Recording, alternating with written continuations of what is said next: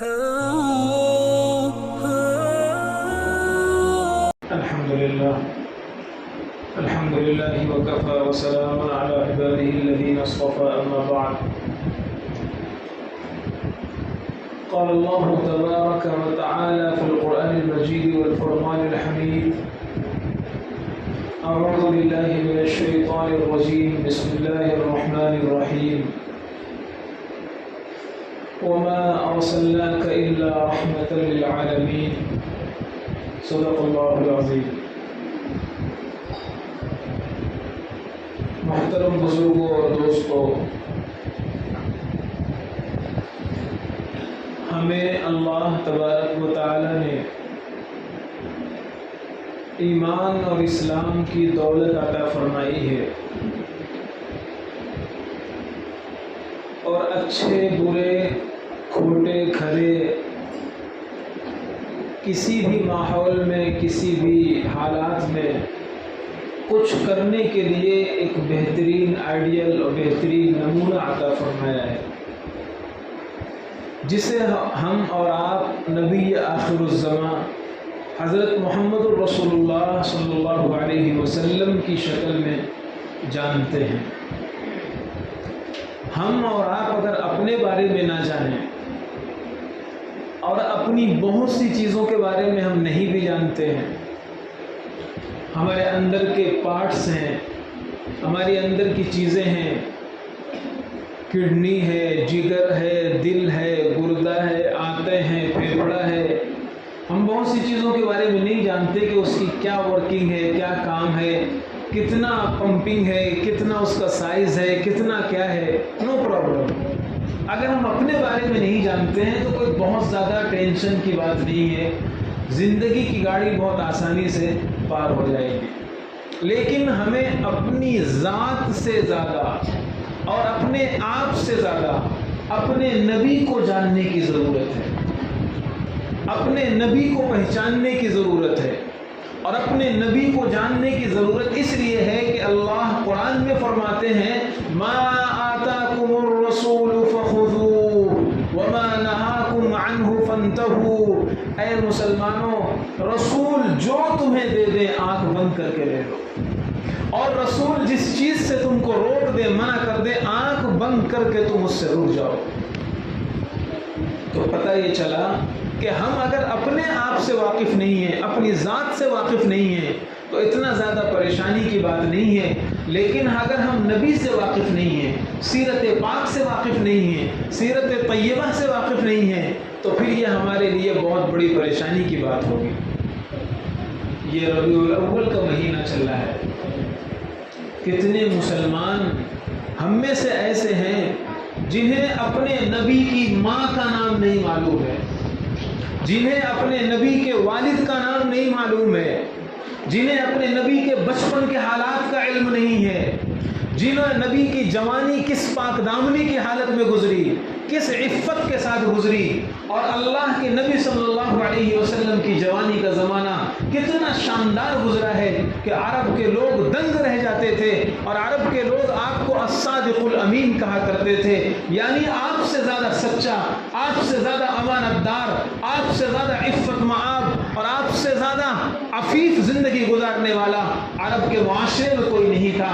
اللہ کے نبی صلی اللہ علیہ وسلم کی جوانی کیسے گزری ہے، بچپنا کیسے گزرا ہے، اللہ کے نبی کا انصاف کیا تھا، اللہ کے نبی نے نبوت ملنے سے پہلے کے حالات کیسے گزارے، نبوت ملنے کے بعد کی زندگی آپ کی کیسے گزری، مکی دور کیسا گزرا ہے، مدنی دور کیسا گزرا ہے، تنگ دستی کے زمانے میں، مصیبتوں کے زمانے میں، شیب ابی طالب کے زمانے میں، بائیکاٹ کے دور میں اللہ کے نبی کا طریقہ کیا تھا، اور جب فتوحات کا دور شروع ہوا، وَرَأَيْتَ النَّاسَ يَدْخُلُونَ فِي دِينِ اللَّهِ أَفْوَاجًا کا زمانہ آیا، جب لوگ اسلام کی طرف لپکنے لگے، اسلام کا غلغلہ ہونے لگا، اسلام کا بول بالا ہو گیا، اس وقت نبی آخر الزمان کا دور کیسا تھا، اللہ کے نبی کا بہوار کیسا تھا، اللہ کے نبی کمزوروں کے ساتھ کیسے رہتے تھے، اللہ کے نبی بادشاہوں سے کیسے باتیں کرتے تھے، اللہ کے نبی کی رات کیسی تھی، اللہ کے نبی کے دن کیسے تھے، اللہ کے نبی کی جلوت کیسی تھی، اللہ کے نبی کی خلوت کیسی تھی،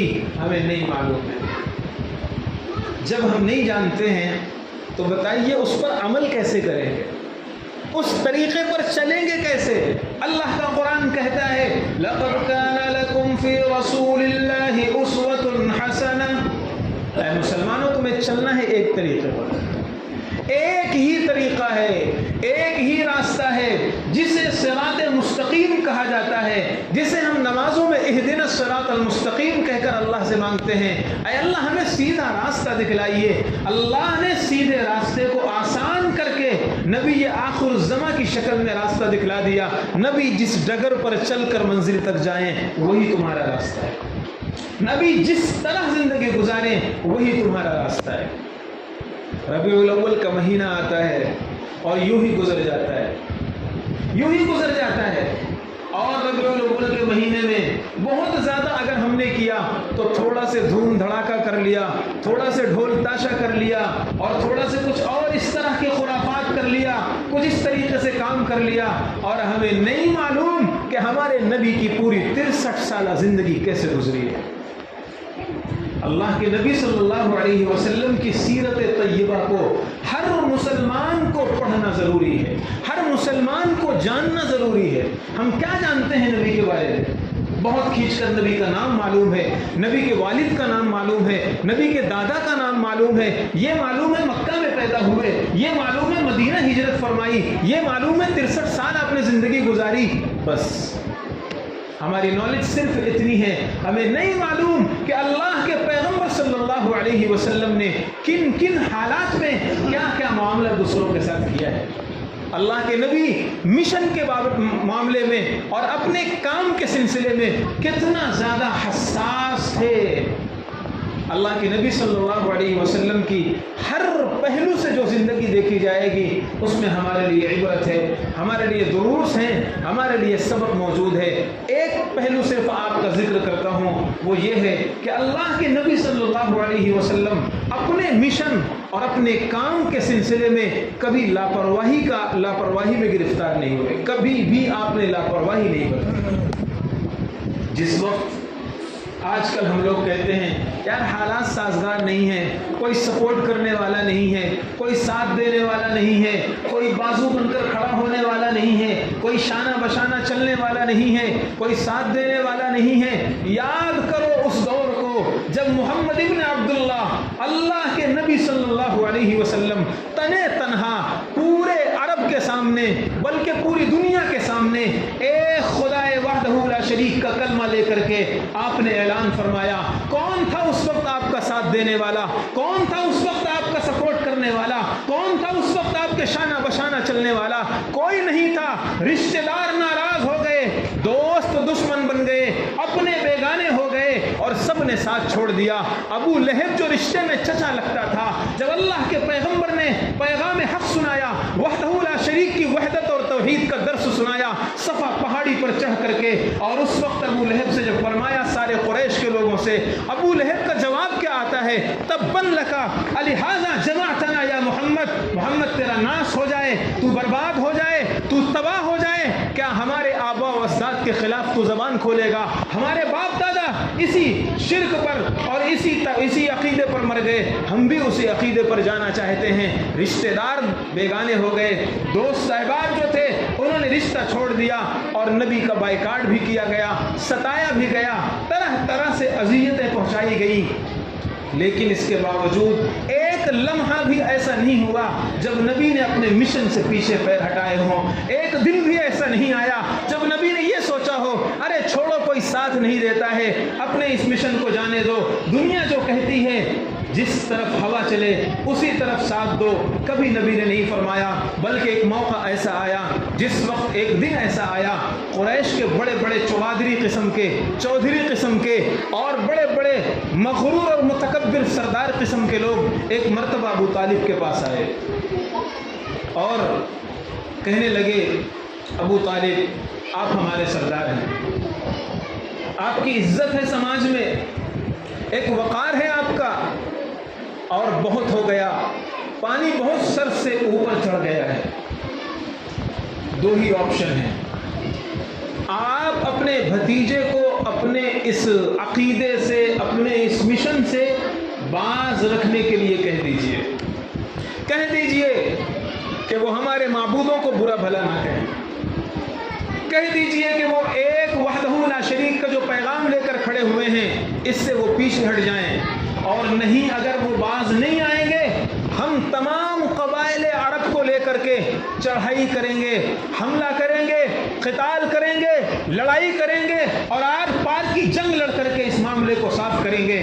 ابو طالب پریشان سے ہو گئے۔ ابو طالب اگرچہ ایمان نہیں لائے تھے لیکن اپنے اس بھتیجے کو جان سے زیادہ چاہتے تھے، نبی آخر الزمان صلی اللہ علیہ وسلم کو بہت چاہتے تھے۔ پریشان ہو گئے کہیں ایسا نہ ہو کہ یہ قبائل عرب میرے بھتیجے کو تکلیف پہنچا دیں۔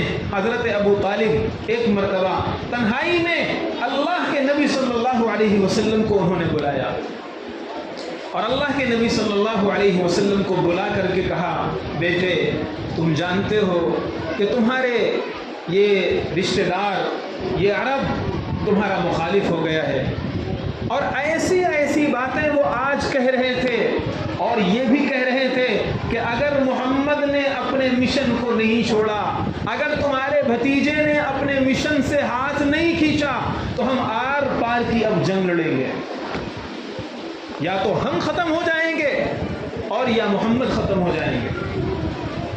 اس لیے گویا ابو طالب یہ کہنا چاہ رہے تھے کہ تم کمپرومائز کر لو، تم صلح کر لو، تم اپنے مشن اور اپنی دعوت سے باز آ جاؤ۔ اللہ کے نبی صلی اللہ علیہ وسلم نے جب یہ بات سنی، ہم سب لوگوں کے لیے سیرت پاک کے اس پہلو کے اندر بھی عبرت موجود ہے، درس موجود ہے، سبق ہے، رہنمائی ہے۔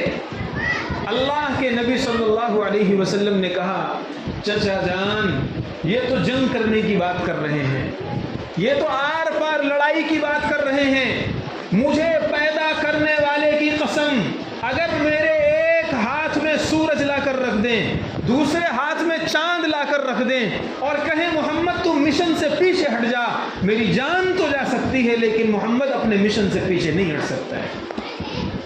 یہ اللہ کے نبی صلی اللہ علیہ وسلم نے سکھلا دیا، بتلا دیا کہ جس چیز کو تم سمجھ لو کہ یہ حق ہے، جس چیز کو تم جان لو کہ یہ صحیح ہے، تو پھر مخالفت کرنے والوں کی مخالفت سے مت ڈرو، پھر سماج تمہارا بائیکاٹ کرے، رشتہ دار تم سے ہاتھ چھڑا لیں، دوست احباب تمہیں کنارہ کر دیں، اللہ تمہارے ساتھ ہے، کسی کی پرواہ کرنے کی ضرورت نہیں ہے۔ آج صورتحال یہ ہے کہ شادیوں میں ڈھول اس لیے بجے گا کہ داماد ناراض ہو جائے گا، شادیوں میں خرافات اس لیے ہوگی کہ فلاں رشتہ دار ناراض ہو جائے گا۔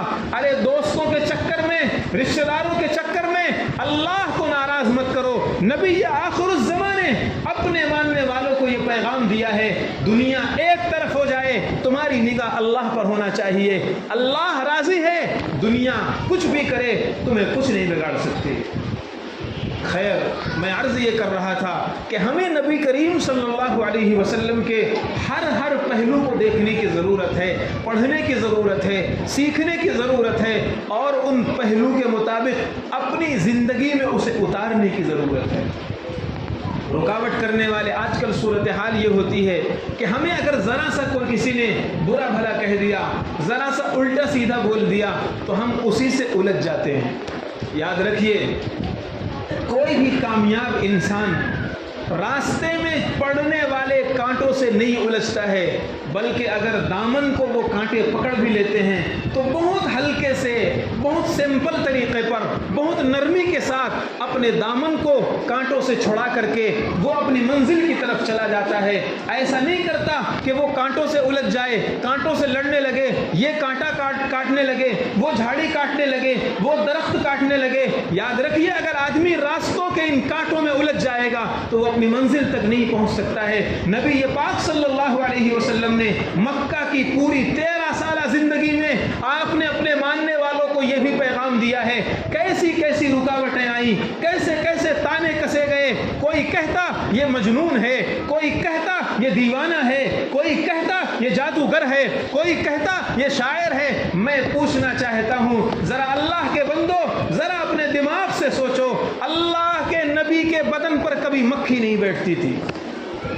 اللہ کے نبی صلی اللہ علیہ وسلم اگر لعاب مبارک کنویں میں ڈال دیتے تھے، خدا کی खुशबू नहीं जाती थी। अल्लाह के नबी जिस रास्ते से गुजर जाते थे, सहाबा फरमाते हैं हम पहचान लेते थे कि नबी आखिर ज़मां इस रास्ते से गुजरे हैं। नबी जिस रास्ते से गुजर जाएं खुशबू नहीं ख़त्म हो रही। सहाबा फरमाते हैं हम नबी से मुसाफा करते थे, 3 दिन तक गुजर जाते थे, हमारे हाथ से खुशबू नहीं जाती थी। हम वज़ू करते थे, हाथ धुलते थे, लेकिन हमारे हाथ से खुशबू नहीं जाती। सहाबा फरमाते हैं जब मदीना में किसी दुल्हन को रुखसत किया जाता था, नबी ये पाक का पसीना उसके माथे पे लगाया जाता था, नबी ये पाक के पसीने से वो खुशबू फूटती थी कि दुल्हन को अतर और खुशबू की जगह पर वो पसीना दिया जाता था। उम्मे सलमा फरमाती हैं एक मरतबा नबी करीम सल्लल्लाहु अलैहि वसल्लम मेरे घर में आराम फरमा रहे थे, मैं और गर्मी का ज़माना था, नबी के बदन से पसीना टप टप गिर रहा था, मैंने एक शीशी में वो पसीना भर लिया, मेरा घर खुशबू से मुअत्तर हो जाता था। मैं पूछना चाहता हूँ ऐ लोगों जिन्होंने नबी को दीवाना कहा, क्या दुनिया में ऐसा कोई दीवाना गुजरा है? क्या दुनिया में कोई ऐसा दीवाना गुजरा है जिसके बदन पर कभी मक्खी न बैठी हो? लोगों ने कैसे कैसे दाने दिए। अल्लाह ने अर्श से कहा उन्जुर कैफ ज़रबू लकल अमसाल, पैगंबर बहुत हो गया, देखो ये आपके लिए कैसी कैसी बातें करते हैं।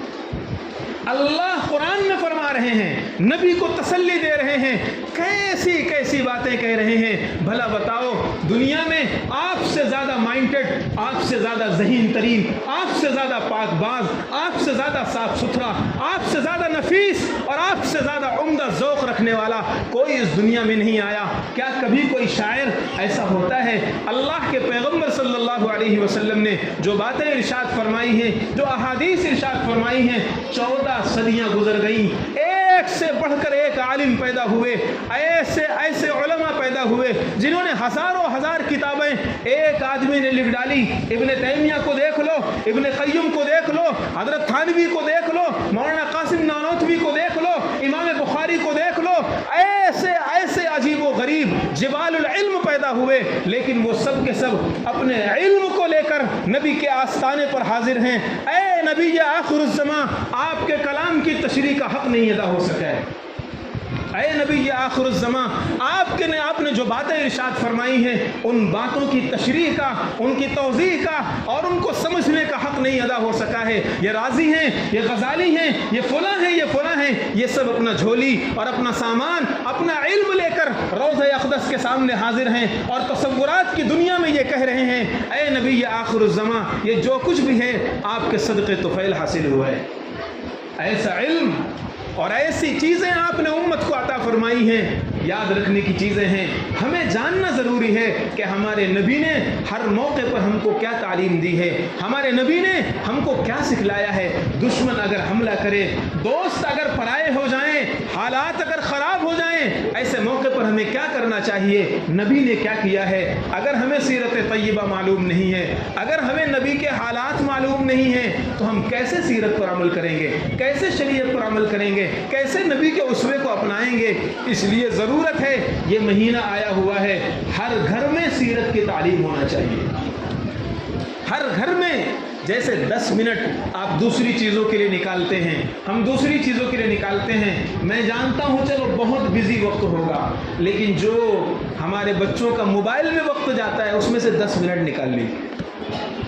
जो हमारे घर वालों का मोबाइल में और दूसरी खुराफात में वक्त ज़ाय होता है उसमें से 10 मिनट निकालिए और ले करके बैठिए और उनको पढ़ाइए हमारे नबी का नाम क्या था, हमारे नबी के वालिद का नाम क्या था, हमारे नबी की वालदा का नाम क्या था, नबी कब पैदा हुए, नबी ने ज़िंदगी कैसी गुजारी है, बचपना आपका कितना शरीफाना था, हज़रत हलीमा के यहाँ आपका कैसा मामला था, और अल्लाह के नबी की वालदा का इंतकाल कब हो जाता है, अबू तालिब कब साथ छोड़ जाते हैं, नबी की शादी कब होती है, नबी का घर कैसा है, मामलात कैसे हैं, कारोबार कैसा है। ये सब अपने बच्चों को हमें पढ़ाना चाहिए, सिखाना चाहिए।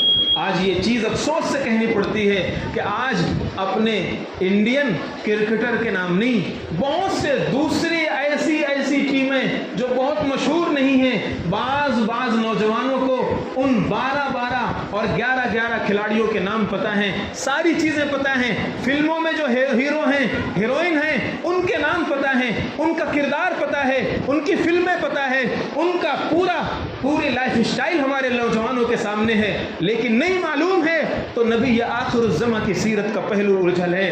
ہمیں نہیں معلوم حضرت آمنہ کی والدہ کا نام کیا تھا، ہمیں نہیں معلوم نبی کے والد کا نام کیا تھا۔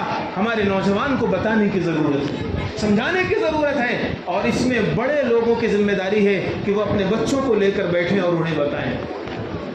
کیا پڑھائیں گے، کیسے پڑھائیں گے؟ علماء سے پوچھئے کون سی کتاب پڑھانا ہے۔